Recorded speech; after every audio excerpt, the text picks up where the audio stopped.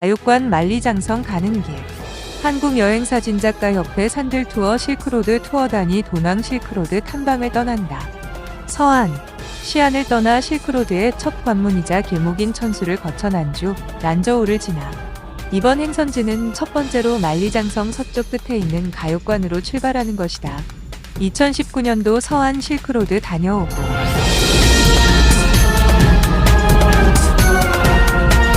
2024년 4월 난주 실크로드에서 다단지린 사막과 칠채산의 웅장함을 보았다면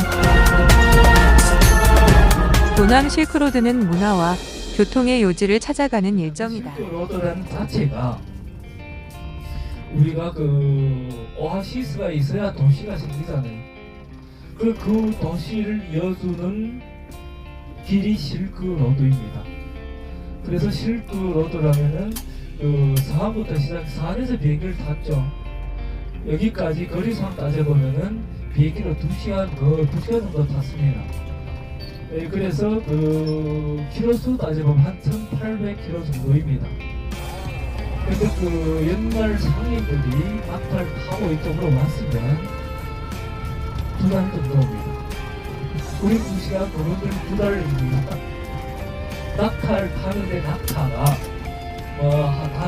하루에 걸는 것이 한 50km 정도밖에 못 걸습니다. 근데 산길도 걸어야 되고 사막길도 다니다 보니까 걸다 보면 낙타라고 그냥 직진한 것은 아니잖아요. 길도 잃어버릴 때도 있고 어디 가다가 강도만한 때도 있고 해서 여기까지 오려면 거의 두 달 정도 걸립니다. 그리고 여러분들이 오신 여기는 감축성 가육관시입니다.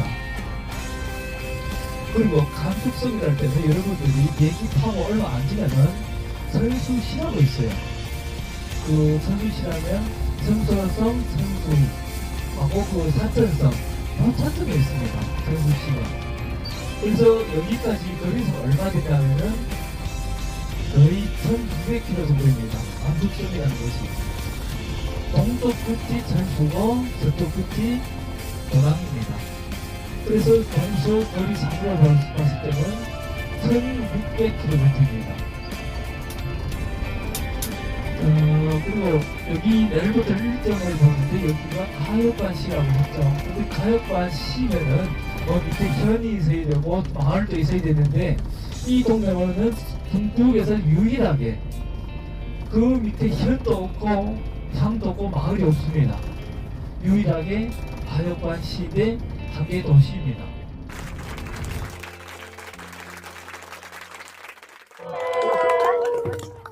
여러분들이 여기 오신 것은 가육관입니다. 만리장성의 제일 서쪽 끝이고, 그리고 1372년에 여기서 서쪽으로부터 동쪽으로 쌓기 시작했는데, 여기 살 때는 자료가 보면은 돌이 없거든요. 그리고 산에관 거쳐 가면 돌이 있는데 여기는 돌이 없다 보니까 쌓을 때는 흙을 한 벌 패고 식물, 흙 이런 식으로 이렇게 쌓다 보니까 아주 높은 건 아닙니다. 여기 주요 방지하는 것은 원나라 시기의 몽고 기병을 방지하기 위해서 만든 장성입니다. 가육관 만리장성 가는 길. 성루 건물이 웅장해 천하제일관문이라 불린다. 동쪽 끝에 산해관과 함께 중국 장성 세대 경관으로 꼽히는 세계문화유산이다. 주위 둘레가 640m, 높이 10.4m로 흙으로 만든 성벽이다. 군사 요충지이자 서역으로 가는 출입국 관리소 역할을 한 곳이다. 고비 사막이 멀리 보이는 사막 한가운데 이런 성벽을 쌓은 것이 놀랍다. 가육관은 고대 실크로드의 교통요지였다.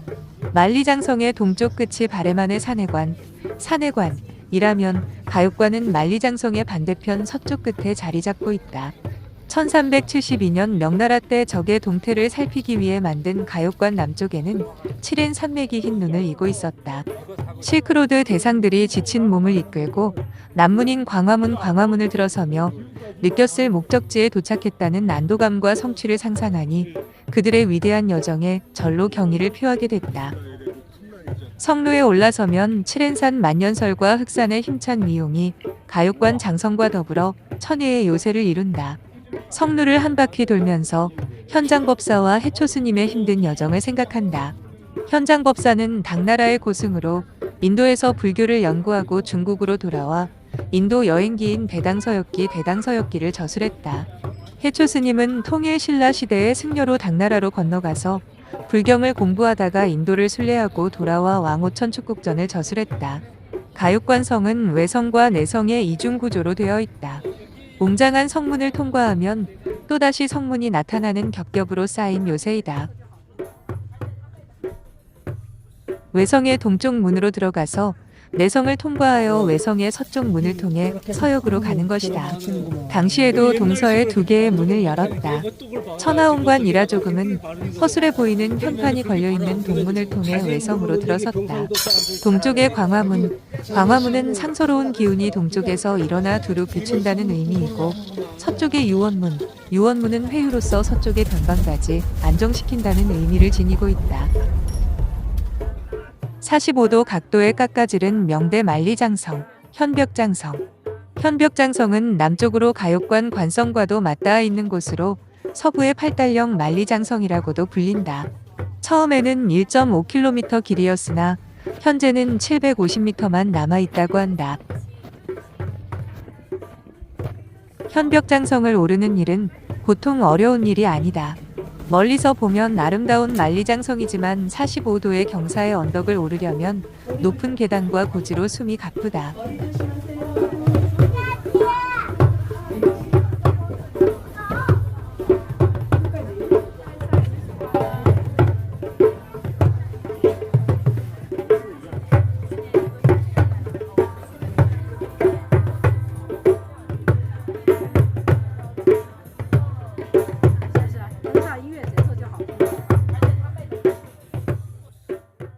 정상을 찍고 현벽장성 사랑의 자물쇠가 가득한 곳을 지나 현벽장성에서 내려오는 야산에는 잘 만들어진 계단이 있어 올라가는 것만큼 어렵지는 않다.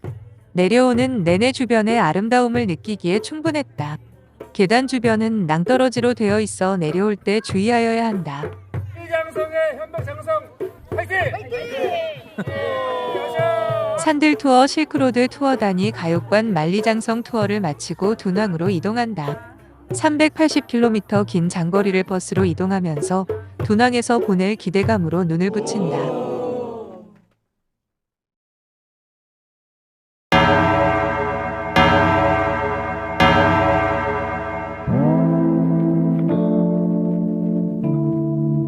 명사산 일출 투어를 위해 오전 6시에 일어났다. 명사산과 월하천을 보기 위해서다. 명사산은 모래가 우는 산이라고 한다. 기대를 안고 6시 30분에 이른 아침을 먹고 출발한다. 돈왕의 새벽에는 아직 어둠이 깔려있다. 명사산, 월하천은 국가급 풍경명승부 5A에 해당하는 세계지질공원으로 지정되어 있다. 명사산은 산이라고 하지만 실은 동서로 40km, 남북으로 20km의 규모를 가진 사막의 모래 구릉지대를 통틀어 지칭하는 말이다. 명사산은 돈왕 시내에서 5km 정도 떨어져 있고 입장을 위해서는 120위안의 입장료도 내야 한다. 명사산 일출은 8시 20분이라 급히 서두르는 것이다. 원래 낙타를 타고 명사산을 오르기로 했으나 낙타는 없었다. 낙타는 일몰 시간에 타기로 하고 계단길로 오르기로 했다. 명사산을 오르는 데는 70% 나무 계단이 설치되어 있고 나머지는 모래사구를 걸어 올라가야 한다. 일출 시간을 맞추기 위해 숨을 헐떡이며 서둘러 계단을 오른다.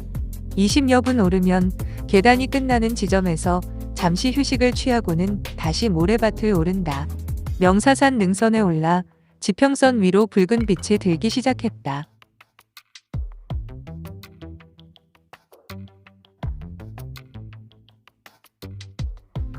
산 위로 솟아오르는 것이라 조금 늦게 올라오는 것이다. 명사산 명사산 일출을 보았다면 오프로드 시간이다. 명사산 일대를 20여 분 달려주는 스릴감 넘치는 시간이었다. 1인당 150위안으로 총 4인승이다.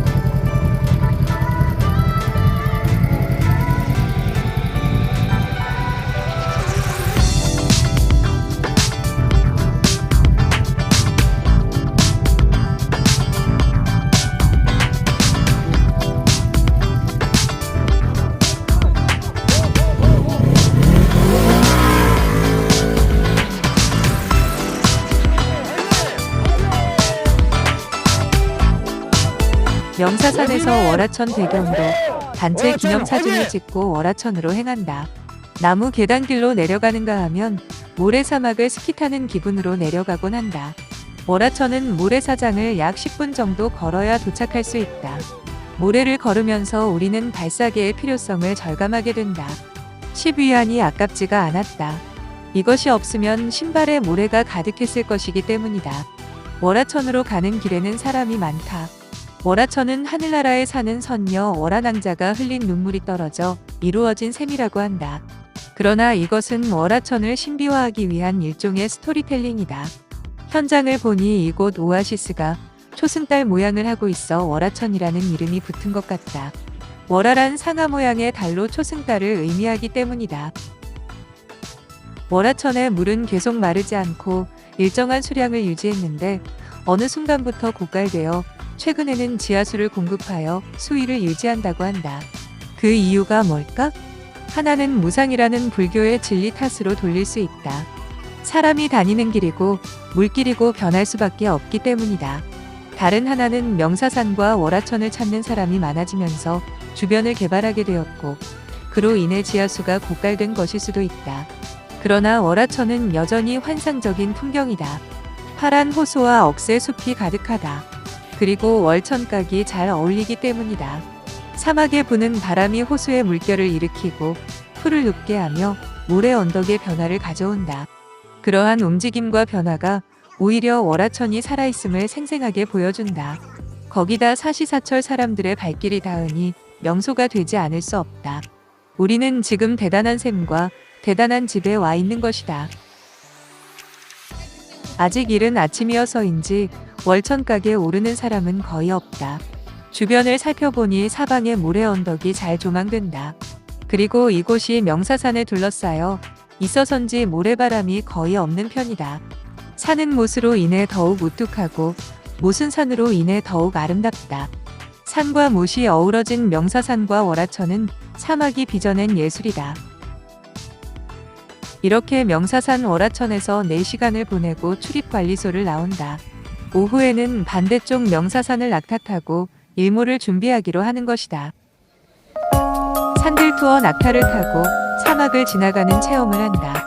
낙타를 타고 모래 언덕을 올라서 일몰을 감상하는 일정이다. 명사산 출입관리소를 도착해 아침에 사용한 표로 다시 입장하는 것이다. 우리 팀이 탈 순서를 기다리면서 낙타의 표정과 자세를 유심히 살펴본다. 하나하나가 모두 다르다. 대부분 무릎을 꿇고 앉아있고 일부만 서 있다. 앉아서 취하고 있는 자세 역시 제각각이다. 어떤 녀석은 머리를 들고 포효하기도 한다. 아예 몸을 옆으로 누인 채로 발버둥을 치는 녀석도 있다. 오전에는 바람 없이 명사산 모래사막이었다면 오후에는 모래바람 거세지기 시작했다. 눈만 내놓고 얼굴 전체를 가리는 모자를 쓰거나 마스크로 쓰고 준비를 단단히 했다. 우리가 타고 갈 낙타는 마부들이 끌고 간다. 보통은 마부 1인이 낙타 5, 6마리 정도씩 끌고 가는 것 같았다. 낙타를 타기 전에 주의사항을 듣고 낙타를 타게 된다. 낙타를 탈 때 소리를 지르면 낙타가 이상행동을 할 수 있어 위험할 수 있어 소리는 지르면 안 된다. 낙타는 뒷발부터 일어나기 때문에 사람이 앞으로 쏠려 놀랄 수도 있고 내릴 때는 앞발부터 구부림으로 앞쪽으로 쏠려 소리 지를 수도 있으니 조심해야만 한다. 낙타를 타고 모래산을 천천히 산을 올라가고 내려오는 1시간가량 낙타 체험을 하는 것이다. 우리는 능선 가까이 산 중턱까지 낙타를 타고 올라간다. 모래산 허리 중간으로 돌아가는 코스와 산 능선 위에 썰매 타는 지점까지 가는 코스로 나누는데 추가로 돈을 더 내라고 하는 것 같았다. 스마트폰 사진을 찍어준다고 하며 돈을 요구하는 풍경이 보인다. 사진 찍어주는 것이 큰 부업인 듯 하였다. 산들 투어는 명사산 작은 능선까지 올라 낙타에서 내려 낙타는 내려보냈다. 이곳에서 낙타가 기다리며 추가 요금을 달라고 한다. 우리는 일몰을 보기 위해 날카로운 능선과 둥근 능선이 절묘하게 조화를 이루고 있는 모래사고기를 간다. 나무 계단을 걸어 오른다. 마지막 구간에 나무 계단이 모래가 덮어 모래를 헤치기도 했다. 능선에 올라 내려다 보니 수많은 사람들이 낙타를 타고 명사산 안으로 들어가고 있었다. 모래사막 능선을 올라 우리는 몸을 돌려 서쪽을 향하니 모래바람이 세차게 불어온다. 눈을 뜨기가 어려울 지경이다. 구름대가 몰려오면서 일출을 포기하고 하산길로 접어든다. 모래바람 때문에 능선에 오래 있을 수가 없다. 다시 모래사고를 내려오니 이번에는 모래썰매가 기다린다. 모래썰매에 몸을 싣고 몸을 앞으로 숙이면 중력에 의해 자동으로 내려가도록 되어 있다.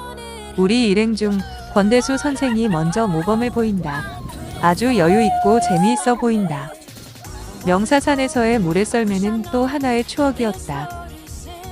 사고 언덕에 도착하니 구름 사이로 빛이 나오고 있었다. 우리는 다시 일몰을 보기 위해 능선과 둥근 능선으로 다시 오른다. 오늘 명사산을 3번 오르는 격이다. 가이드는 하산팀을 데리고 내려가고 나는 다시 정상팀을 꾸리는 것이다. 드디어 일몰이 시작된다. 아침 일출을 보고 저녁 일몰까지 명사산에서 즐기는 큰 영광을 얻는 것이다. 일몰을 보고 하산길에 사막의 허리를 가르지른 길을 따라 내려오는데 능선 위로 모래춤이 장관을 이룬다. 저리도 아름다운 자연의 조화를 보고 있으려니 이번 여행의 하이라이트가 아닌가 싶다. 주차장으로 내려와 버스로 올라 도낭의 마지막 밤을 보낸다.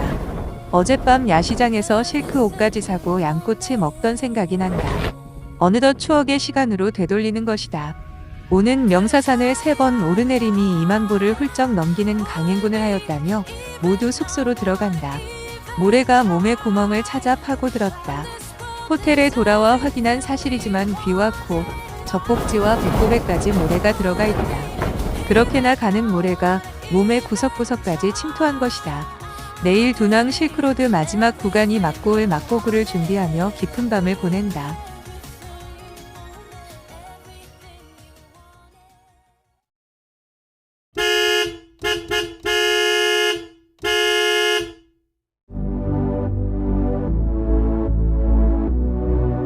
그러셨죠? 우리 막거굴 전체적으로 보시면 바로 명사산 송도 끝터변에서 하는 곳입니다. 그래서 이 산 그냥 명사산. 예. 근데 우리 지금 그러니까 보실 수 있습니다. 우리 한 분씩 대표적인 동굴 8개 보실 수 있습니다. 시간 대충 75분 좀 필요합니다. 예. 자, 우리 여기서 잠깐만 기다리세요. 우리 여기서 잠깐만 기다리면 우리 328분 동굴 보시겠습니다. 동굴 안에 사진 찍지 못하니까 좀 여기 보세요. 여기 이 QR 있어요. 그 위치에 쓰고 있는 선생님들 위치으로 이 QR 코드 찍으면 그 동굴 안에 사진 해설 잘 나올 수 있습니다. 예. 그래서 동굴 안에 사진 해설 잘 받아고 싶으면 이 QR 코드 좀 찍으세요. 동굴 안에 사진 찍지 못합니다. 예. 그럼 이 328분 동굴에게 간단하게 해설 드리겠습니다. 이 동굴 번호 328번. 당나라 초당 시기에 만들어진 곳입니다. 지금까지 대충 1300년의 역사를 되었어요. 네, 특히 우리 여기서 보실 수 있는 불상, 제자상, 포살산들 지금까지 1300년의 역사를 되었습니다. 나중에 보수 전혀 없습니다. 예, 우리 막거굴에서 털로 척학된 척학상 하나도 없습니다. 이런 불상, 제자상 거의 다 흙으로, 진흙으로 만들어진 곳입니다. 예, 진흙으로 만들어진 불상. 소상라고 합니다. 그쵸? 이런 아름다운 색깔이 있기 때문에 그냥 채소상라고 합니다. 우리 막거굴 이런 한 분씩 채소상 총 2,400개 있습니다. 예, 2,400분. 근데 2,400분 소상 90% 이상 거의 다 나중에 다시 보수되었습니다. 이런 흙으로 만들어진 불상 잘 보존될 수 없어서 그래서 대부분 거의 나중에 다시 보수되었습니다. 하지만 우리 여기서 보실 수 있는 서산 부분, 서산들 1300년 전에 당나라 때 그때로의 모습 전체적인 보시면 정말 완벽하게 보존되었습니다. 우리 막거굴 개방할 수 있는 동굴 중에 보존 상태 최고, 예술 수준도 최고, 가운데 이 부처님 석가모니불 특히 부처님의 가사 부분, 진일그로만 만들어진 것입니다. 근데 진짜의 시그의 질감으로 잘 만들었습니다. 그 석가모니불 옆에서 불교 제자 두 분, 이분은 안한준자, 이분은 가섭준자. 기록기에 하면 가섭준자는 석가모니불 10대 치자 중에 제일 유명한 고행생입니다. 그죠? 예, 그래서 좀 보시면 눈빛 좀 보시면 늙었고 좀 말랐습니다. 무슨 고민이 있는가 봐. 그죠? 고행생의 모습으로 정말 생동하게 만들었습니다. 근데 이분 안한준자 좀 보시면 느낌 완전히 달라졌어요. 안한준자는 석가모니불 10대 제자 중에 제일 젊은 제자, 제일 똑똑한 제자이기 때문에 똑똑한 젊은 사람 모습으로 잘 만들었습니다. 안한준자, 가섭준자, 그리고 협보살 두 분, 예, 특히 보살 치마 부분. 끈박 많이 붙였어서 빛을 이렇게 찍으면 반짝반짝 황금빛 나고 있잖아요. 예, 좀 눈빛 좀 보시면 열심히 조용하고 부처님의 설법 잘 듣고 있는 느낌도 잘 표현되었습니다. 이 두 분은 협시보살이라고 합니다. 여기서 보실 수 있는 이런 작은 보살, 공양보살이라고 합니다. 한 번, 두 번, 세 번, 네 분 원래 여기서 이런 공양보살 4분 있었어요. 근데 우리 지금 보시면 이 세 분만 보실 수 있습니다. 여기서 빈자리 하나 보실 수 있습니다. 예. 우리 여기서 보실 수 없는 보살 원본 지금 미국에서 보셔지고 있습니다. 1924년에 미국 사람 란던 워너 우리 dunong으로 찾아와서 화학 테이프로 아름다운 벽화 많이 띄어 가져갔었어요. 그리고요, 이 아름다운 보살도 1924년대, 1924년 그때 미국 사람 란던 워너 미국 거로 훔쳐갔었어요. 원본 지금 미국 하버드 대학교의 미술관에 보수되고 있습니다. 예.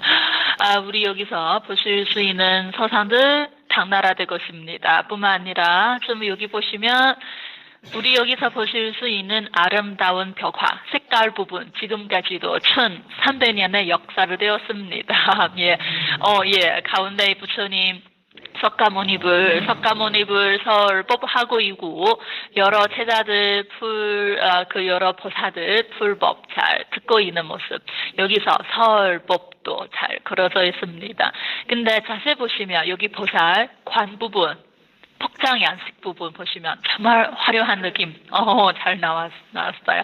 그래서 그냥 보시면 그냥 당나라대 벽화 잘 알 수 있습니다. 예, 이 감시 안에 보실 수 있는 서상 벽화 부분 거의 다 당나라 초기 1300년 전에 당나라대 그때로의 모습. 근데 감실팍에서 이쪽에 좀 보시면 우리 여기서 보실 수 있는 벽화 당나라대 벽화 아니에요. 당나라대 벽화 윗부분 서하 시대 다시 진흙파르고 그 새로운 벽화 다시 만들었습니다. 서하 시대는 1035년부터 1227년까지 지금까지 대충 900년의 역사를 되었습니다. 근데 900년 전의 벽화물로 또 잘 보존되었잖아요. 특히 이 색깔 정말 깨끗해요. 여기 색깔요 거의 다 청양난 광물질로 만들어진 알력이기 때문에 또 우리 dunong 이쪽에 비가 내린 날씨가 거의 없어요.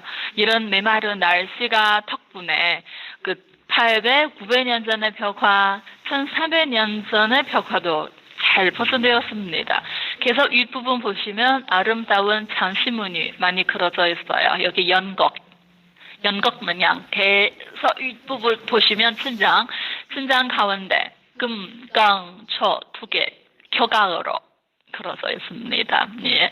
금강초는 불교 중에 제일 중요한 법기예요. 법기.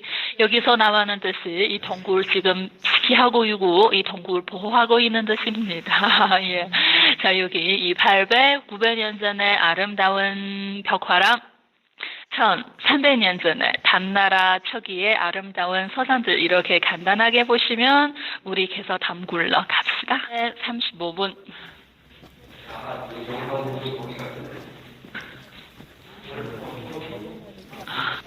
335분 동굴.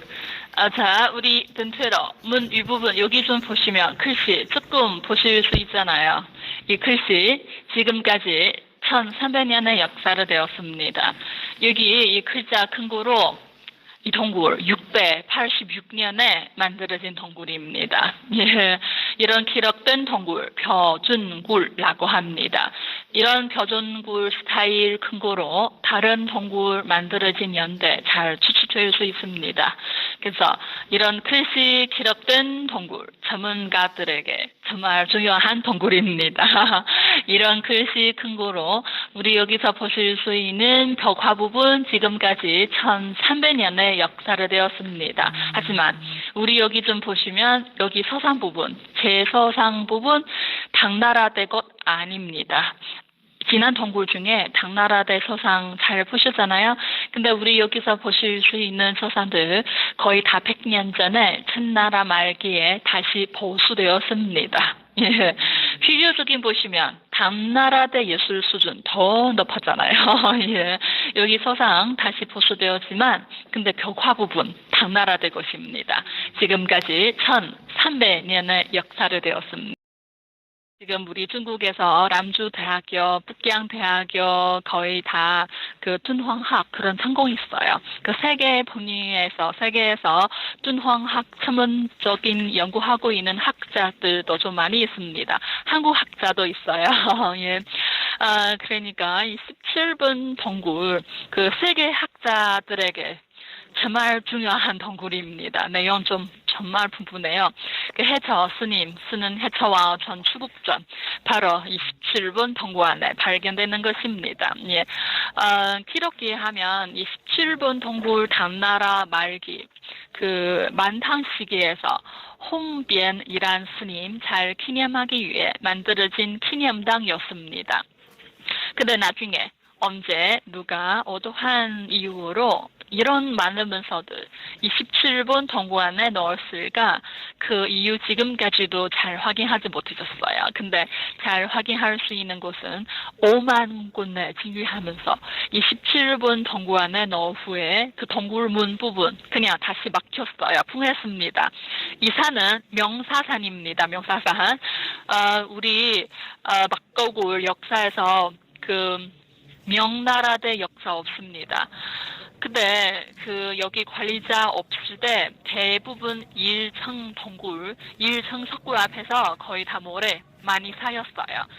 이 동굴도 그 문서 동굴 안에 넣은 후에 그 동굴문 다시 풍했잖아요.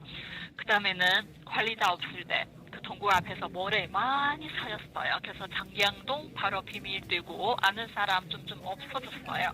그 1900년대 청나라 말기 1900년대에 그 왕 홀록이란 버교중이 스님 우리 준홍으로 찾아와서 특히 여기 사이 모래 승리했을 때 무연한 폐기으로 장경동 안에 5만 군대 문서 다시 발견되었습니다. 근데 5만 군대 문서 다시 발견되었지만 문서의 가치가 잘 몰라서서 그러니까 대부분 문서 거의 다 다른 나라에게 팔았습니다.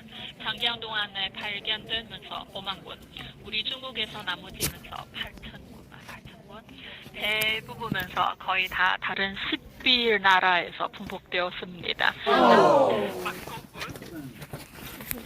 오신 모든 관광객들 꼭 봐야 되는 동굴입니다. 17번 동굴랑 16번 동굴 6번 동굴 우리 막거굴 당나라 때 석굴 중에 제일 큰 석굴 편이에요. 근데 17번 동굴 정말 작은 석굴입니다. 석굴 면적 크지 않았지만 근데 가치가 높아요. 그 1900년대 청나라 말기에 바로 이 측등 17번 동굴 안에 옛날 전의 문서 5만 권 발견되었습니다.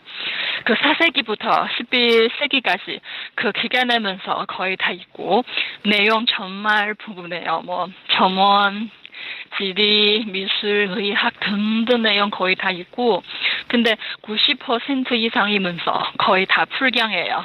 그러니까 17번 동굴 그냥 창경동라고 합니다. 그 17번 동굴 안에 5만 권 진귀하면서 발견되었어서 그 학술에게 정말 중요한 발견. 그래서 17번 동굴 발견 후에 그 세계에서 새로운 학과도 나왔거든요. 한국 서울 국립중앙박물관에서 또 장경도 안에 발견된 문서 보존되고 있습니다. 장경도 안에 5만 권의 문서 발견되었지만 우리 중국에서 나머지 문서 8천 권만 이 8천 권 문서 지금 북경에서 보존되고 있습니다. 우리 중국 국가도서관에서 보존되고 있습니다. 그래서 우리 지금 이 17번 동굴 보시면 그냥 작은 동굴만 보실 수 있습니다. 그 동굴 안에 스님상 하나, 홍변 스님의 모습 따라 만들어진 스님상 한번 보실 수 있습니다. 특히 1908년 우리 dunong으로 찾아와는 프랑스 사람 페리오, 그 중국어 엄청 잘해요. 문서의 내용 잘 이해할 수 있기 때문에 그래서 가치가 제일 높으면서 1만 권 프랑스어로 가져갔었어요. 그래서 해서 스님 쓰는 해처와운 전 추국전 장경동 안에 17번 동굴 안에 발견되었지만 원본 지금 프랑스에서 보존되고 있습니다. 왕호 천축국전은 723년부터 727년까지 신라의 승려 해초가 5 천축국을 답사하고 그들 나라의 종교, 정치, 문화 등을 기록한 여행기다.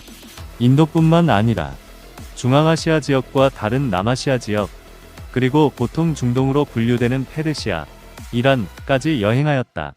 책 제목은 왕, 오, 천축국, 전으로 읽는다. 고대 인도의 5 나라를 다녀온 이야기 란 뜻이다. 즉 왕호 천축국 전이 아니라 왕5 천축국 전이다.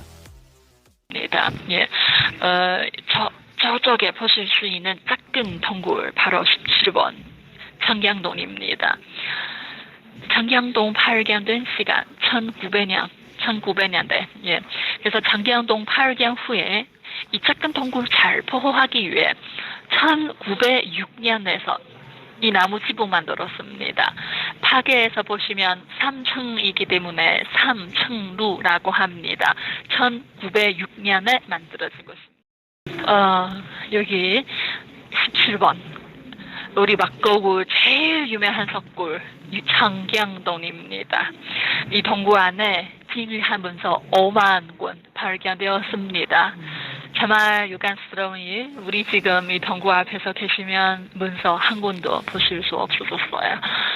지금 이 동굴 안에 보실 수 있는 스님상 한번, 이 스님상 바로 홍변 스님의 모습 기록에 하면 이 홍변 스님 당나라 말기에 우리 서역 지역에서 제일 유명한 스님, 이분 원래 성통라고 했어요. 그냥 이분 원래 우리 서역 지역에서 모든 불교랑 관계 있는 일 전체적인 관리했던 스님 중에 지위가 제일 높아요. 그때 홍변 스님상 뒤에 벽화 그림 간단하게 그려져 있습니다. 보리수 특후로 특히 가방 1100년 전의 가방 모습. 근데 지금 보시면도 정말 예쁘잖아요. 현대품처럼. 그쵸. 그리고 물병 하나 여기에서 있습니다. 유림 석굴. 그 다음에는 서천불동, 동천불동. 그 다음에는 오개묘 석굴도 있습니다. 우리 dunong 그리고 dunong 주변에서 그 석굴 있는 부분 총 5개 부분 있습니다. 우리 막거굴 기중 하나만 규모가 제일 큰 거. 그래서 우리 dunong 이 지역에서 이런 철벽이 있으면 철벽 앞에서 건물 있는데 거의 다 석굴 있습니다. 그러니까 그때 글씨 걸어두기 때문에 여기 불교 믿는 사람도 많고 이런 그 석굴 엄청 많이 만들었습니다. 우리 박거굴 이런 동굴 735개, 기중에 벽화, 뿔상 있는 동굴 492개. 이 492개 석굴 중에 그 한국 문화랑 관계 있는 동굴 대충 40개 좀 있습니다. 근데 벽화, 뿔상 있는 석굴 거의 다 옛날 전에 그 스님들 그리고 허관들 보내주고 만들어진 개인 풀당이었습니다. 근데 그 벽화, 뿔상 없는 석굴 여기서도 많이 있습니다. 그 벽화, 뿔상 없는 석굴 거의 다 옛날 전에 그 스님들 수련했던 수련굴입니다. 그리고 여기 그 석굴 만들어진 자인들, 예수가들 밤에서 찾던 그런 석굴도 많이 있습니다. 그런 수련굴, 선방굴, 그리고 원래 자인들 살았던 적 석굴, 그런 석굴 안에 아무것도 없어서 볼거리 없어서 개방하지 못합니다. 지금 주로 우리 막거굴 북부에서 있습니다. 오늘 우리 보실 수 있는 이런 부분은 남부라고 합니다. 우리 막거굴 전체적인 보시면 북쪽부터 남쪽까지 1700m 있습니다. 저게 우리 다음에 보실 수 있는 동굴 수나라대 만들어진 석굴, 그리고 수나라대보다 더 오래된 그 남부쪽 시대 만들어진 석굴도 보실 수 있습니다.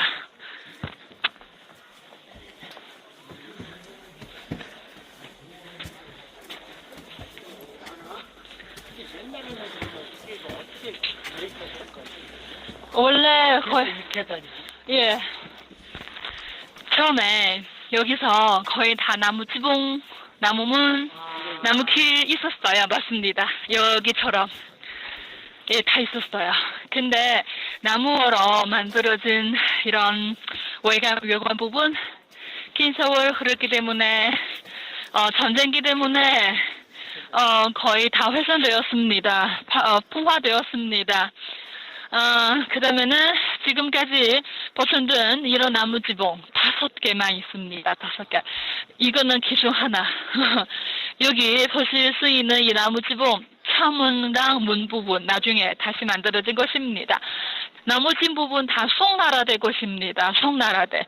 지금까지 1000년의 역사가 되었습니다. 1000년 전의 나무. 지금 보시면도 잘 보존되었습니다. 특히 기둥 좀 보세요. 기둥 이문이 역사문이 좀 잘 보실 수 있습니다. 그대로 부정입니다. 송나라대 그대로의 모습. 지금까지 1000년의 역사로 되었습니다. 사실 처음에 그 석굴마다 석굴 앞에서 다 이런 나무 지붕, 나무문, 나무길나 있었어요. 전체적인 다 있었어요. 자, 들어가세요. 이는 부분, 이는 공간 천실라고 합니다. 그 다음에는 폭도 지내고 주실 돌아오실 수 있습니다. 그래서 원래 석굴 하나 세 부분이 있습니다. 천실, 폭도, 주실 거의 다 이런 세 부분이 있었어요. 하지만 대부분 석굴 전실 부분 풍화되어서 주실 부분만 보실 수 있습니다. 수나라대 만들어진 것입니다. 당나라대 이전에 그 수나라대 우리 중국 역사에서 수명 정말 짧은 나라. 시간 대충 38년. 유명한 제왕 두 분 수문제랑 수양제. 근데 큰 사찰 많이 만들었습니다. 우리 막거굴에서도 수나라대 38년 동안 이런 큰 석굴 100개 이상 만들었습니다. 100개 이상. 근데 단시간에서 비슷한 문화 영향 많이 받아서서 석굴 스타일 좀 비슷해요. 예. 그 가운데 보실 수 있는 이 부처님, 현세세계 부처님, 석가모니불 옆에서 이분 과거세계 부처님 연등거불라고 합니다. 그 과거불, 연등거불, 현세불, 석가모니불, 가모니불 열방 후에 56억 7천만 년 이후에 미래 세계 부처님 미륵불 우리 인간으로 내려올 수 있습니다. 이분 바로 미래 세계 부처님 미륵불입니다. 과거, 현재, 미래 3세불라고 합니다. 특히 부처님 옆에서 거의 다 혁시포살 두 분 보실 수 있습니다. 특히 여기 보살 치마 부분 장시무늬 정말 예뻐요. 우리 여기서 보실 수 있는 이런 지하학적인 문양 거의 다 실크로드 따라 페르시아에서 우리 중국어로 전래되는 외래식 장시무늬 그냥 페르시아 문양라고 합니다. 예, 그래서 이 부분 보시면 이쪽에 이런 장시무늬도 잘 보존되었습니다. 권초문 특히 녹색 정말 예쁘잖아요. 예, 권초문랑 같이 나와는 문양 여기서 좀 보시면 비천 많이 걸어져 있습니다. 자세히 보시면 부처님마다 부처님 옆에서 하얀색 부분 조금 보실 수 있잖아요. 이 하얀색 부분 위에 원래 거의 다 부처님의 성함, 이름 써져 있었어요. 여기 부처님 얼굴, 몸 색깔 보시면 거의 비슷해요. 근데 성함 거의 다 달라요. 이 뜻이는 모든 사람들 평생에功德 많이 쌓으면 우리 나중에 또 부처님 퇴수이고 그때 우리 이름 또 여기서 잘 기록될 수 있는 뜻입니다. 이거는 대승불교 중에 제일 중요한 믿음. 모든 사람들 거의 다 불성 가지고 있는 뜻입니다. 사자꼬리 조금 보실 수 있잖아요. 예, 사자꼬리 여기에 있으면 원래 여기 사자가 있었어요. 문수보살 항상 사자 타고 나타납니다.